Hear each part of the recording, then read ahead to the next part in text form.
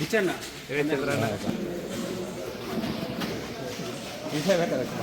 మనకు correct time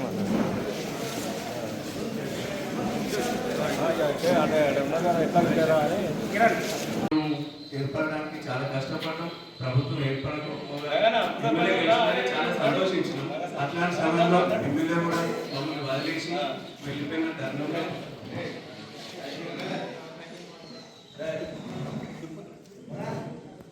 తరుణంలో పార్టీలో కూడా ఎవరు లేకుండా అయిపోయింది. చాలా తక్కువ సంఖ్యలో వసంత సురేష్ గారి నాయకత్వంలో, రమణన్న గారి నాయకత్వంలో ముందుండి ఇప్పటివరకు తీసుకొచ్చిన మాకు తోడుగా అండగా జీవన్ రావడం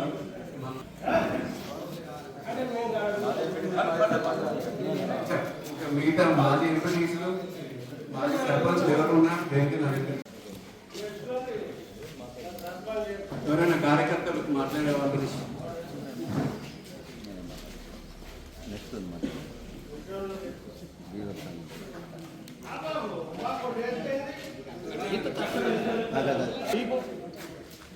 పడున్నాయి తీసుకోపో వెనకాల ఏవే కాలు ఉన్నాయి.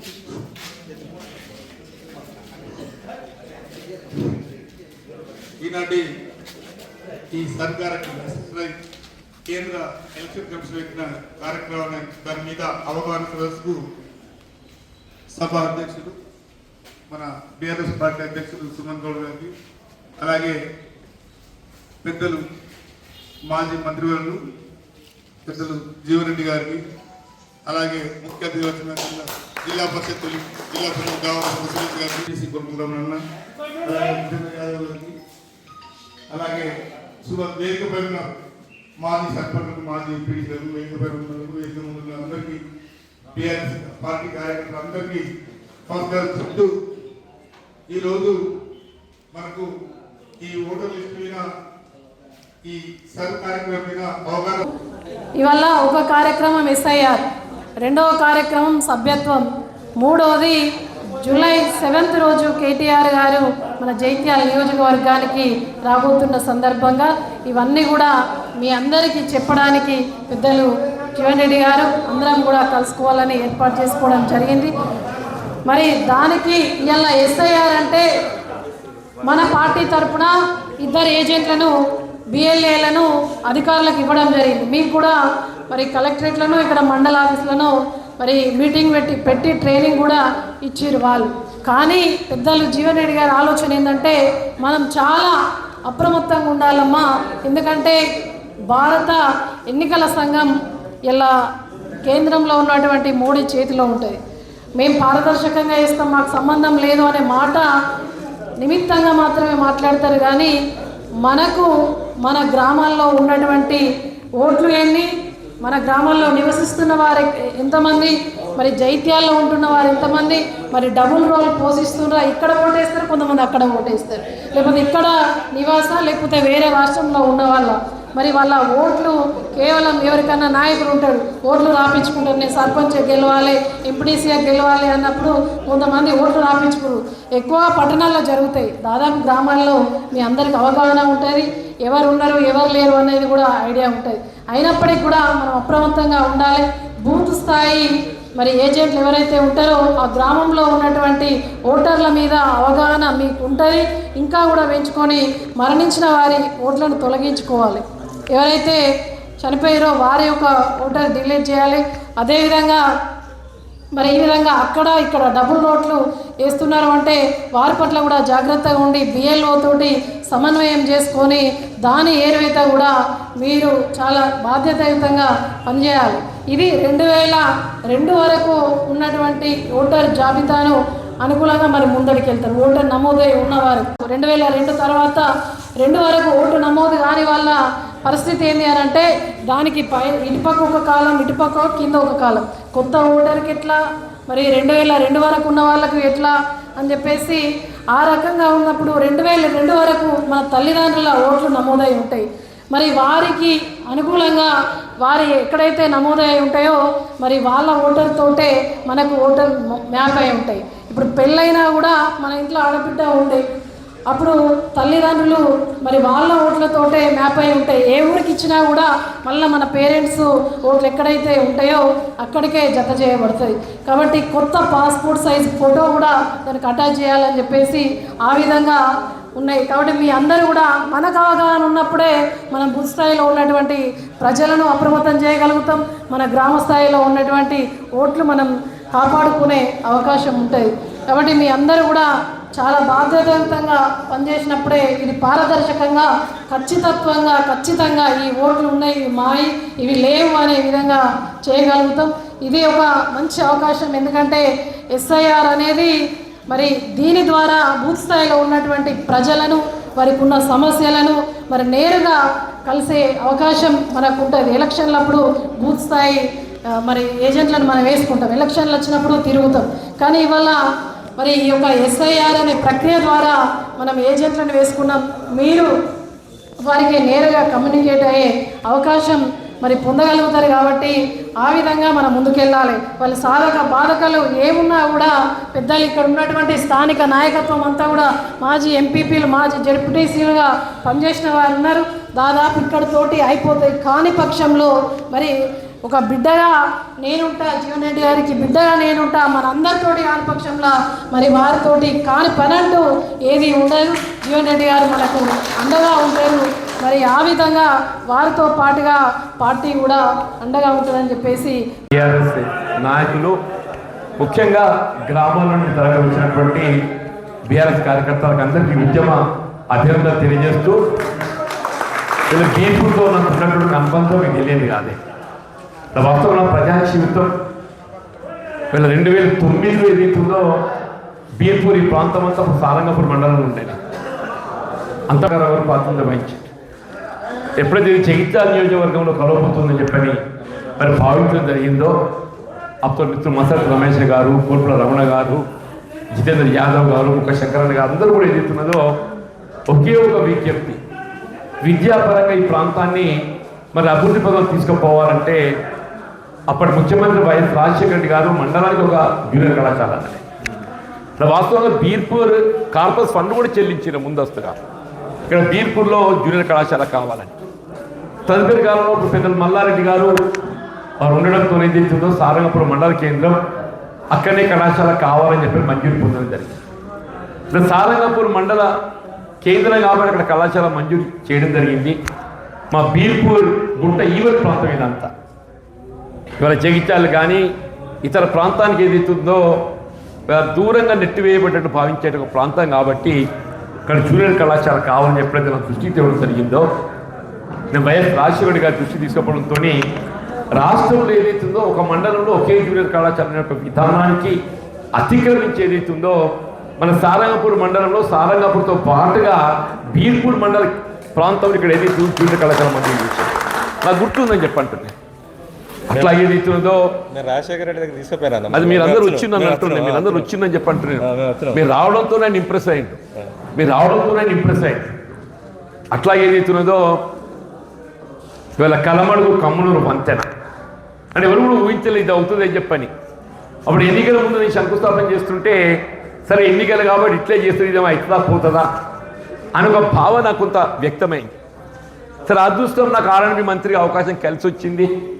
నేను దాని అవకాశాలు తీసుకునేది ఇస్తున్నదో వీళ్ళ కమ్మనూరు కలమడుగు మధ్య ఇవాళ ఆర్ఎండ్బి వంతెన గోదావరి నదిపై చేయడంతో ఇవాళ జగిత్యాల ప్రాంతానికి ఏదైతుందో ఉత్తర ద్వారం తెలిసినట్టయింది, ఉత్తర ద్వారం తెలిసినట్టయిందని చెప్పంటున్నా. ఒక విధంగా ఈ ప్రాంతం అంతా వెలుగులోకి వచ్చిందని చెప్పంటున్నా. అంటే మొదటి నుండి కూడా ఏదైతుందో ఈ ప్రాంతం అంటే ప్రత్యేకమైన అభిమానం చెప్పంటున్నా. ఇప్పుడే మిత్రుడు రోలవా గురించి మాట్లాడారు. ఆనాడు ఏదైతుందో వాస్తవం బీఆర్ఎస్ ప్రభుత్వం వాళ్ళ ప్రభుత్వం ఉండి కూడా ఏదైతుందో ఆనాడు శాసనసభ్యుడు ఇదే మిత్రుడు సంజయ్ కుమార్ గారు అని ఇవాళ శాసనసభ్యుడు అధికారంలో ఉంటేనే అధికార పార్టీలు ఉంటేనే పనిచేయడం దొరుకుతుందని చెప్పని పేర్కొనడం దొరుకుతుంది. ఆనాడు అధికార పార్టీ చెప్పంటున్నాను ఈ ప్రాంత రైతాంగం అంతే రీతులదో ఆ రోలవో కట్ట తెగిపోయి అటు మత్స్య కార్మికులు వాళ్ళు ఉపాధి కోల్పోయిన కోట్లాది మధ్య సంపదను వాళ్ళు కోల్పోయిందని చెప్పంటున్నాను. రైతాంగం ఏదైతుందో భూగర్భ జలాలు పోయి మా చంద్రన్ ఉన్నాడు ఇక్కడ మొత్తం పొలం అంతా ఏదైతున్నదో అసలు ఇసుకతో మేడ పెట్టేస్తే అది తీయడానికి కూడా ఏదైతుందో మన భూమి కొత్త కొనుక్కున్నట్టయింది, భూమి కొత్త కొనుక్కుంటయిందని చెప్పంటే ఆనాడు రైతుల పక్షాన రాజకీయాలకు అతీతంగా నేను కాంగ్రెస్ పార్టీ కావచ్చు, కానీ కాంగ్రెస్ అని ఎన్నడూ మాట్లాడలేదని చెప్పంటున్నా. నేను కాంగ్రెస్ పార్టీ అయినప్పటికీ కూడా ఇదే టీఆర్ఎస్ తెలంగాణ తల్లి దగ్గర ఆనాడు ఏదైతుందో మనం ఉద్యమం చేపట్టి ఆనాడు ఎస్సీ గారిని ఈ గారిని ఏదైతుందో మన సభ మన నిరసన కార్యక్రమానికి వచ్చేటట్టు చేసి నీళ్లు విడుదల చేసేటట్టు ఏదైతుందో ఆనాడు ఏసంగి పంట పొలాలకు ఏదైతుందో నీరు ఇప్పేట్ చేయడం జరిగిందని చెప్పండి. దయచేసి గుర్తించుకొని చెప్పండి. నేను ఆనాడైనా ఈనాడు ఈ ప్రాంతం అంటే ఒక ప్రత్యేక శ్రద్ధ అని చెప్పండి. ఎందుకంటే అంతా గ్రామీణ ప్రాంతం, రైతాంగం కులానికి ఎవరమైనా అందరం రైతులమేనని చెప్పంటున్నా. వ్యవసాయంపై ఆధారపడతాం. అటువంటి రైతులను ఆదుకోకుంటే ప్రజాప్రతినిధి ఎవడైనా ఎందుకని చెప్పంటున్నా. నేను వీళ్ళ మిత్రుడు సంజయ్ గారు ఏదైతున్నదో ఏదో ఈ మధ్య నేను కూడా పేపర్లు చూసినాను అన్న ఆయన మంత్రి లక్ష్మణ్ కుమార్ పట్టుకొచ్చి ఏదైతున్నదో మేము ఇక్కడ 0.25 టీఎంసీ గేట్లు పెడతా అని చెప్పాను. లాభం కొట్టుకపోని ఆయన ఏమనుకుంటుండో ఈ 30 మాసాలను అర్ధాకలతో అనుమతింపజేసిండమ్మా. ఈ 30 మాసాల రైతును అర్ధాకలతో అనుమతింపజేసిండు. నువ్వు 30 మాసాలు అర్ధాకలతో అనుమతించినా ఉపాసం ఉన్నా బతికేతున్నావు కదా. ఇంకా ఇప్పుడు ఇస్తా నేను ఈ 30 ఏళ్ళు శరీరం క్షీణించింది. ఈ 30 మాసాలు ఏదైతుందో రైతు శరీరం క్షీణించింది. ఇస్తా అంటే ఇయ్యు సంతోషమే కాదంటే నేను ఆ పాత పాకాయ ఎందుకు ఇయ్యవు అది కూడా ఇయ్యంటున్నాను. నేను పాత పాకాయ కూడా ఇయ్య మనం ఉద్యమిద్దామని చెప్పంటే పాత పాకాయ కూడా ఇయ్యాలి. రేవంత్ రెడ్డి మనకి ఏదైతుందో బాకీ కార్డు బాకీ ఉన్నాడు. మన ఇక్కడికి వచ్చే ఎమ్మెల్యే అయితే సంజయ్ బాబు ఏదైతుందో ఆయన ఏ పార్టీ మనకు తెలియదు, కానీ ఆయన రేవంత్ రెడ్డి చెప్తే మాత్రం ఏదైతున్నదో ఈ బాకీ కట్టాలి. ఆయన బాకీ కట్టే కూడా అడుగు పెట్టారు. పంటల బీమానమ్మా మీరే అన్నారు. ఇప్పుడు 7,600 రైతులు చనిపోతే రైతు బీమా ప్రీమియం కట్టక ఏదైతున్నదో 7,600 మంది రైతు చనిపోతే మీరు అనుకుంటుండొచ్చు బీమా వస్తుందని. పోయింది, మాయమైపోయింది. రైతు బీమా మాయమైంది. భవిష్యత్తులో మీరు రైతు బీమా చూడటం లేదు. దాన్ని నిలుపజేయడానికి ఇది ఒక కుట్ర ఆరంభంగా ఏదైతున్నదో ఈ సగం ప్రీమియమే కొట్టిండని చెప్పండి. ఆ మధ్య పేపర్ చదివినమే రైతు బీమా స్థానం ఏదైతుందో వీళ్ళ కుటుంబానికి ఒక్కరికి ఇస్తామని చెప్పలేదు. కుటుంబం పెద్దగా చెప్పి అన్నారమ్మ 4 మాసాల క్రితం మార్చిలో అనుకుంటా. మరి ఏమైనా 4 మాసాలు గడిచింది కదా, ఆ కుటుంబానికి ఒక్కరే ఇచ్చిన మనము. ఈ 3 మాసాలు ఎవరైనా కుటుంబం పెద్ద చనిపోతే ఆ కుటుంబం అయితే ఏం కావాలనే నీకు ఆలోచన జ్ఞానం ఉందా లేదా అని ఎంతో నీ బతుకు నీ సంపాదన తప్ప తెలంగాణ ప్రజల ప్రయోజనం నీకు అక్కర్లేదే. రైతు కూలీలకు ఏదైతుందో నెలకు 1000 ఇస్తారని జాబ్ కార్డు ఉన్న ఎవరైనా రైతు కూలీల భూమిలో నిరుపేరు ఉన్నట్టయితే నెలకు 1000 ఇస్తారా ఇచ్చినాను ఎవరికైనా. నువ్వు ఏ కార్యక్రమం కానీ అమ్మా ఇలా మహిళల ఆడబిడ్డలకు సంబంధించిన పెన్షన్ కార్యక్రమం కానీ అంటే కొన్ని చెప్పాల్సి వస్తుంది. ఎందుకంటే వీళ్ళ బీడీ కార్మికుల పెన్షన్ ఏదైతుందో దేశంలోనే కాదు ప్రపంచంలో ఎక్కడ లేదమ్మా. దేశంలోనే కాదు ప్రపంచంలో బీడీ కార్మికుల పెన్షన్ అమలు చేస్తున్న ప్రభుత్వం ఎక్కడ లేదు అంటూ నేను. కేవలం కేసీఆర్ గారు ఏదైతున్నదో బీడీ కార్మికులు ఏదైతుందో ఆ పోవచ్చు అది చుట్టడంతో ఏదైతుందో వాళ్ళకు లంగ్స్ ఇన్ఫెక్ట్ అవుతాయి, శ్వాసకోశ వ్యాధులు వస్తాయి. కాబట్టి ఏదైతుందో వాళ్ళకు మరి 1000 ఆరంభించిండు, తర్వాత ఇంకా 1000 జోడి చేసి నెలకు 2000 ఇచ్చిందని చెప్పండి. నెలకు ఇప్పటికీ అదే 2000 కొత్త పెన్షన్ ఇచ్చినాడే లేదు. అలానే కేసీఆర్ గారు ఆరంభించిన కార్యక్రమాలు కొన్ని అమలవుతున్నాయి, కొన్ని అయితే లేవు. ఈ సుభాష్ ఏదో ఆపద పడుతున్నాడు, కరెంట్ బిల్ వస్తుంది మాఫ్ చేస్తాడు, చేయడాడు అది వెయ్యడా వాళ్ళు ప్రకృతే కంత అది ఎగ్గుట్టడానికి ఏదైతుందో ఇది పెట్టిండు. ఇప్పుడు 200 యూనిట్ల ఉచిత విద్యుత్ అనేది ఏదైతుందో దాన్ని ఏ విధంగా నిర్వీర్యం చేయాలి, ఏ విధంగా 200 యూనిట్లు దాటియాలి. దాటిస్తే ఏదైతున్నదో నువ్వు దాన్ని రద్దు పొందవు. కాబట్టి ఏదైతున్నదో నీకు ఆ లెక్క చెప్పి నువ్వు తెలివిగలడు కాబట్టి నీకు కనబడుతుంది. ఇక్కడ ఎంతమంది గారికనే నీ లెక్క చెప్పాలి మనం. ఆడబిడ్డలు బస్సే సంతోషం నాయన. మరి బస్సులు ఏమైనా ఎక్కువ చేసినాడే? ఆడబిడ్డలు బస్సు వేసినప్పుడు బస్సు రవాణా సౌకర్యం మెరుగుపరచద్దే. వీరేశం ఏదైతున్నదో నా మంగళ బస్సు కావాలని చెప్పి పోయాడు. పాపం ఆయన ఏమనుకున్నాడు, నా మీద అపోహ పడుతుందని చెప్పాను. లేదు నాయన, మాకు అపోహ లేదు.